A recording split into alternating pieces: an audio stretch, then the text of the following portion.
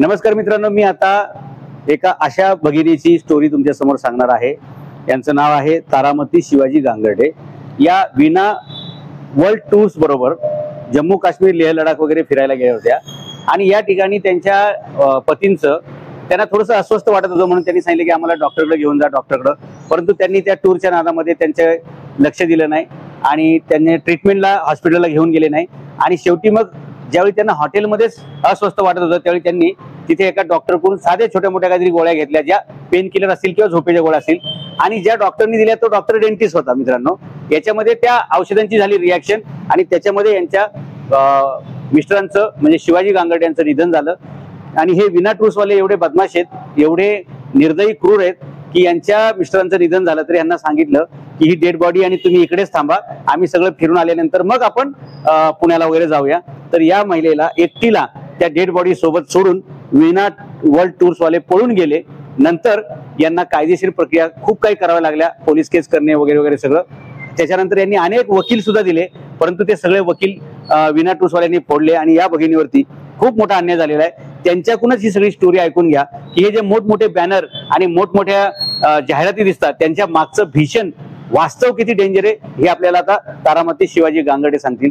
तुम्ही कधी फिरायला गेलते आणि कसं कसं हे प्रकरण झालं, कसं हे प्रकरण दडपण्याचे प्रयोग झाले, हे सगळं सविस्तर सांगा।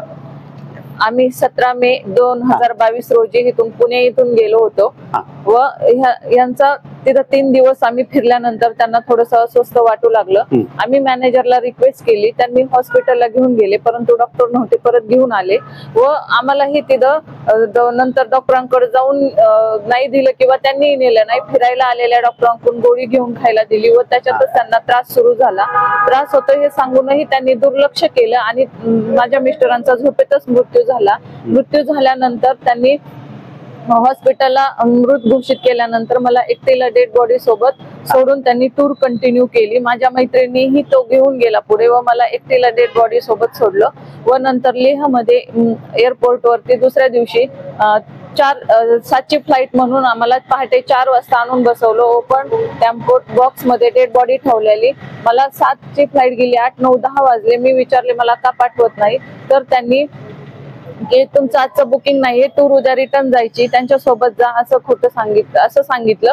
म्हणजे मला खोटं बोलून त्यांनी एअरपोर्ट वरती आणून बसवलं। मग मी हातापाया पडत होते, ओरडत होते, तेव्हा मला तिथे आतून एक तिकीट ऍडजस्ट करून दिलं। मला बोलले दिल्लीत आमचे कर्मचारी असतील, पुण्यात आमचे कर्मचारी असतील, दिल्लीत कोणीही नव्हतं व पुण्यात कोणीही नव्हतं। माझे नातेवाईक येऊन थांबलेले होते। म्हणजे 2 दिवस मी एकटी माझ्या नवऱ्याच्या मृतदेहासोबत होते।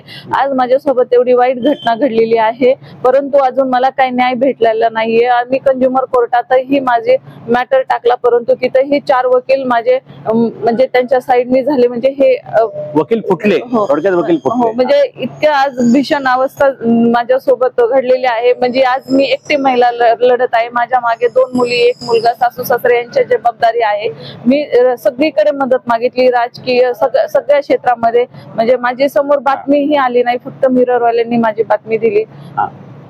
म्हणजे यांना आज माझ्यासोबत जे घडलं ते इतरांसोबत घडावं नाही असं मला वाटतं। म्हणजे आज सामान्य लोकांना न्यायच भेटत नाही। म्हणजे आज खूप वाईट अवस्था झाली आहे आजच्या समाजामध्ये।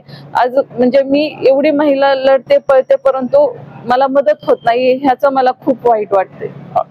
मित्रांनो, यांना ना विना वर्ल्ड टूर्स वाल्यांनी मदत केली, ना त्यांच्या कर्मचाऱ्यांनी मदत केली। आणि जेव्हा ह्यांनी ती FIR केली तर यांनी जेवढे काही वकील दिले तेवढे सुद्धा ह्या मोठ्या कंपनीने फोडले। खरं तर या केसमध्ये विना पाटील यांनी तातडीनं ते सुद्धा महिला उद्योजक आहेत, त्यांनी लगेचच यांना कंपेन्सेशन द्यायला पाहिजे होतं, यांच्या दुःखात सहभागी व्हायला पाहिजे होतं। एक कर्मचारी देऊन यांच्या पतींची जी काही ट्रीटमेंट आहे किंवा त्यांची डेड बॉडी सन्मानाने पुण्याला आणून यांना जी मदत करायची तसलं काही केलेलं नाही। मित्रांनो, श्रीमंत कंपन्यांच्या मागचा हा जो भेसूर चेहरा आहे तो या प्रकरणातून उघड होतो। यांनी सगळीकडे मदत मागितली, अनेक पुढाऱ्यांचे त्यांनी उंबरे झिजवले, फक्त त्यांनी पत्र घेऊन ठेवली, पुढे काय केलेलं नाही। मित्रांनो, आपण यांना वकील देत आहोत। विना वर्ल्ड टूर्स यांच्या विरोधात आपले वकील लढतील आणि ज्या VTP कंपनीमध्ये ते कामाला होते त्या VTP कंपनीकडून वर्कमेन्स कंपेन्सेशन म्हणजे कामगाराला नुकसान भरपाई, ह्या दोन्ही केसेस आपल्या सनई छत्रपती शासन पक्षातर्फे आपण चालवणार आहे आणि त्या निशुल्क चालवणार आहे असं मी तुम्हाला मगाशी सांगितले। त्याप्रमाणेच कारण एखाद्या महिला ज्यावेळी एवढ्या मोठा त्यांच्यावर दुःखाचा डोंगर कोसळलेला असेल त्यावेळी वकिलाची फी वगैरे हे सगळे विषय आमच्यासाठी दुय्यम ठरतात.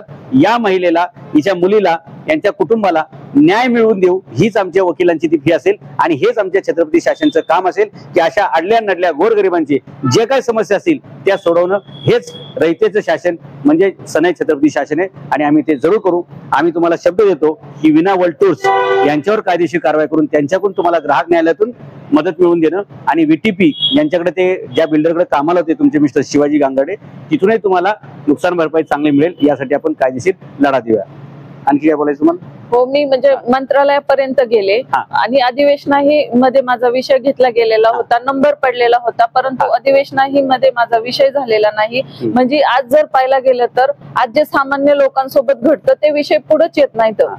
म्हणजे यासाठी काय म्हणजे कुणाकडे मदत मागायची? आमच्यासारख्या गरीब लोकांनी, सामान्य लोकांनी कुणाकडे मदत मागायला जायची?